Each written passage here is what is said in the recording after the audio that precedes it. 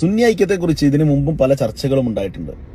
അന്നേരമെല്ലാം ബഹുമാനപ്പെട്ട കാന്തപുരം ഉസ്താദും പേരോട് ഉസ്താദും പൊന്മള ഉസ്താദും എല്ലാ ഈ AP സംസ്ഥയിലെ എല്ലാ നേതാക്കന്മാരും ഒന്നടങ്കം പറയുന്നൊരു വർത്താനം, ഞങ്ങൾ എന്നോ റെഡിയാണ്, എപ്പോഴും റെഡിയാണ്, സുന്നി ഐക്യത്തിന് ഞങ്ങൾ എല്ലാവരും റെഡിയാണ്. പക്ഷെ അതിന് റെഡിയാവാത്തത് ആരാണ്? പിന്നെ അതിന് റെഡിയാവാത്ത, അതിനെ സമ്മതിക്കാത്ത, അതിന് തുരങ്കം വെക്കുന്ന ശക്തികളെ നാം തിരിച്ചറിയുകയും അവരെ ചവിട്ടി പുറത്താക്കുകയും ചെയ്യും.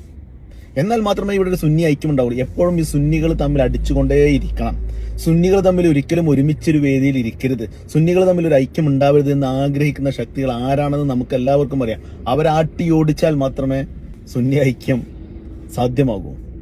അപ്പൊ ആദ്യം ജിഫ്രി തങ്ങൾ നേതൃത്വം കൊടുക്കുന്ന ആ മഹത്തായ പ്രസ്ഥാനം, ആ ആളുകളെ തിരിച്ചറിയുക, എന്നിട്ട് ആ ആളുകളെ മാറ്റി നിർത്തുക, അകറ്റി നിർത്തുക, എന്നിട്ട് നിങ്ങൾ സുന്നി ഐക്യവുമായി മുമ്പോട്ട് പോകുക. അപ്പൊ സുന്നി ഐക്യം യാഥാർത്ഥ്യമാവും.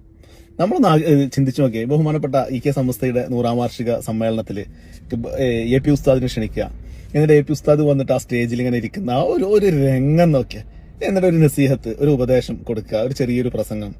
ബഹുമാനപ്പെട്ടവര് EK സംസ്ഥയുടെ 100ാം വാർഷിക സമ്മേളനത്തിൽ, അതുപോലെ തന്നെ AP സംസ്ഥയുടെ 100ാം വാർഷിക സമ്മേളനത്തിലേക്ക് ജിഫ്രി തങ്ങൾ ക്ഷണിക്കുക, ജിഫ്രി തങ്ങൾ വരിക, എന്നിട്ട് ഒരു നസീഹത്ത് കൊടുക്കുക.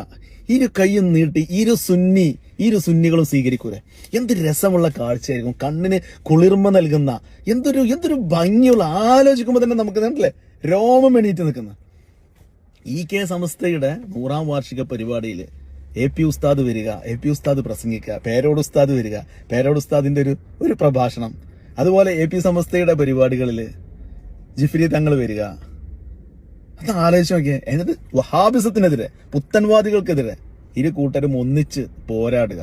യഥാർത്ഥ അഹ്ലുസുന്നെ, യഥാർത്ഥ ദീനിനെ ഇവിടെ നിലനിർത്താൻ വേണ്ടിയിട്ടുള്ള പരിപാടികൾ ഇരു കൂട്ടരും ഒരുമിച്ച് ചെയ്യുക.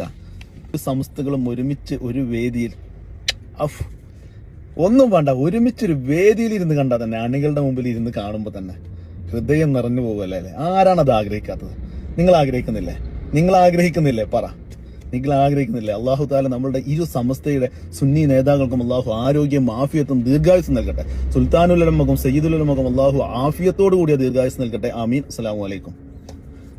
സുന്നി ഐക്യം എന്ന് പറഞ്ഞാൽ നബി സല്ലല്ലാഹു അലൈഹി വസല്ലമ തങ്ങളെ നിസ്സാരപ്പെടുത്തുന്ന ആളുകൾക്കെതിരെ ഒറ്റക്കെട്ടായി നിൽക്കുക. അതിന് തയ്യാറുണ്ടോ? അതാണ് ചോദിക്കുന്നത്. അതിനുവേണ്ടി ഏത് സ്റ്റേജിലേക്കും ക്ഷണിച്ചാലും, സുന്നികൾ മാത്രം നടത്തുന്ന ഏത് സ്റ്റേജിലേക്കും ഏത് സദസ്സിലേക്കും എന്നെ ക്ഷണിച്ചാൽ ഇൻഷാ അല്ലാഹ് ഞാൻ പോകാൻ തയ്യാറാണ്. ബിദ്അത്തിനെ നേരിടാൻ സുന്നികളൊന്നായിടും, തിരുനബി സുന്നത്തിനെ നെഞ്ചിൽ ചേർത്തു നീങ്ങിടും.